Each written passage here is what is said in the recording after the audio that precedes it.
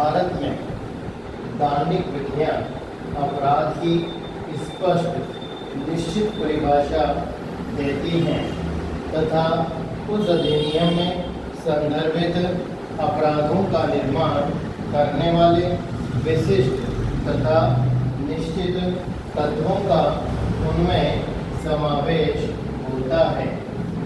इसलिए भारतीय दार्निक अधिनियमों में जहां दुराशय के सिद्धांत को लागू करने का आशय है तथा एक दोषी मस्तिष्क को अपराध के सबूत के लिए आवश्यक माना जाता है, अधिनियम अपने आप जानबूझकर, इच्छा से, कपटपूर्वक, उपेक्षापूर्वक आदि शब्दों का प्रयोग करता है।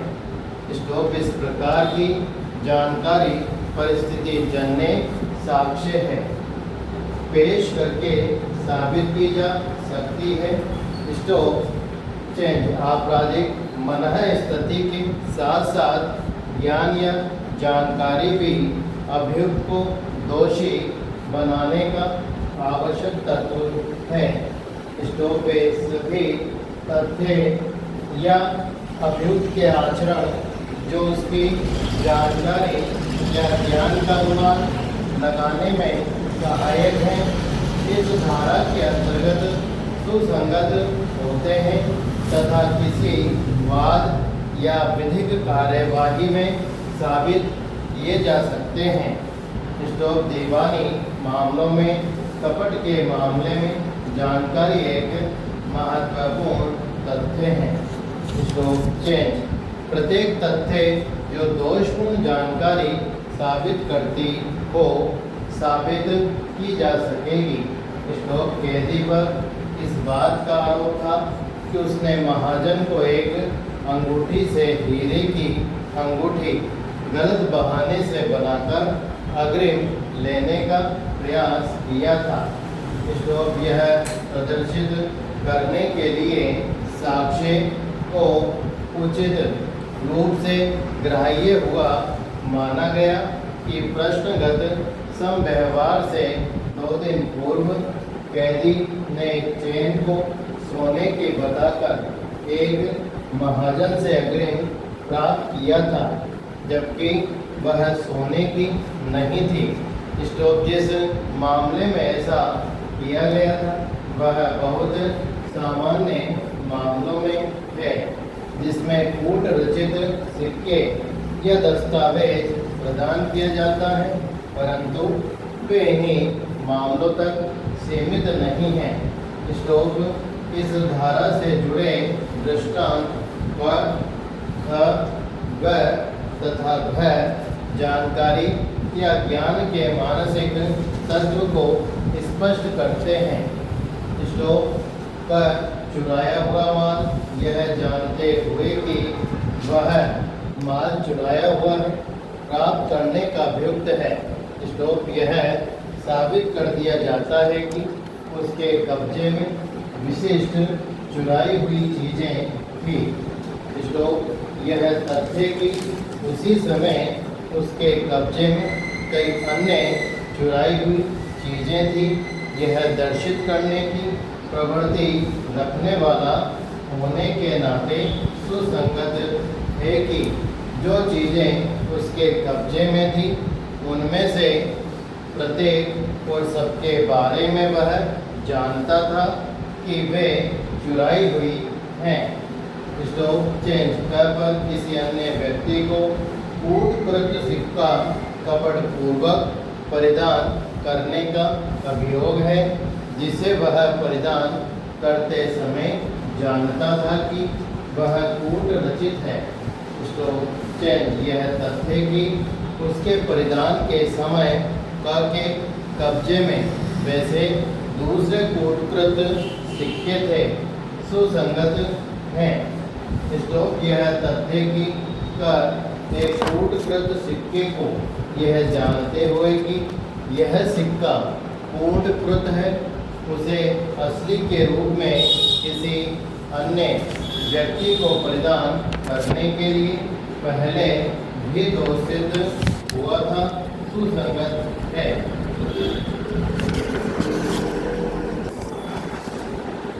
ख के कुत्ते द्वारा जिसका हिंसक होना ख जानता था, किए गए नुकसान के लिए ख पर वह वाद लाता है।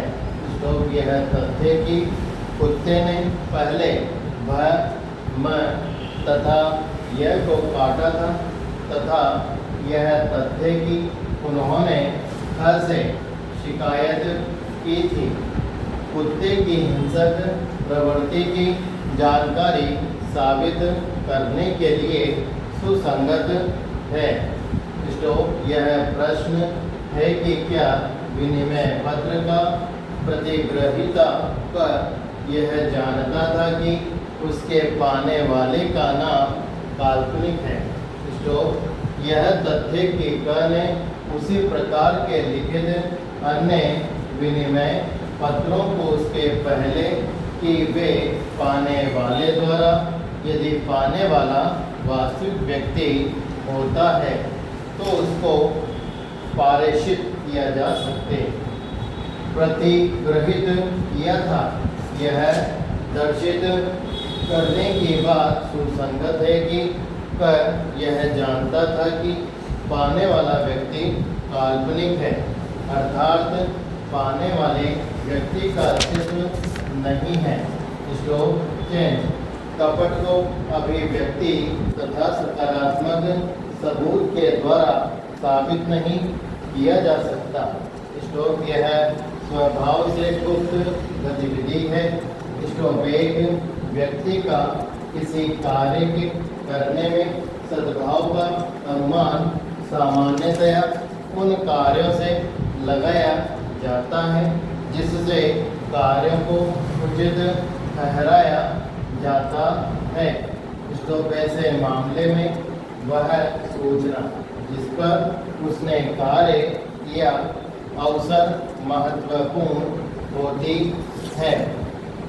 जहाँ एक व्यक्ति जिस पर चोरी का आरोप है यह तर्क देता है कि उसने प्रश्नगत संपत्ति को क्रय किया है, न्यायालय उसे चोरी के लिए दंडित नहीं करेगा यदि दावा सद्भावपूर्वक किया गया है।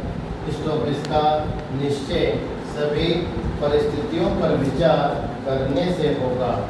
स्टॉप जहां अभियुक्त ने भारतीय दंड संहिता की धारा 206 के अंतर्गत कपटपूर्वक 3 विभिन्न व्यक्तियों को 3 विभिन्न संपत्तियां एक निश्चित दिन को अंतरित की, जिससे उन्हें डिक्री के निष्पादन में होने से बचा जा सके, तथा अभियोजन ने 5 अन्य संपत्तियों को अभियुक्त द्वारा कपटपूर्वक आचरण साक्ष्य में पाया गया, जो उसी दिन उसी उद्देश्य से किया गया था।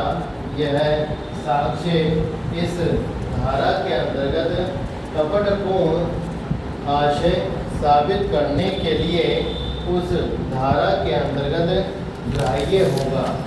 तो चेंज सद्भाव को साबित करने के लिए किसी प्रकार के तथ्य सुसंगत हैं।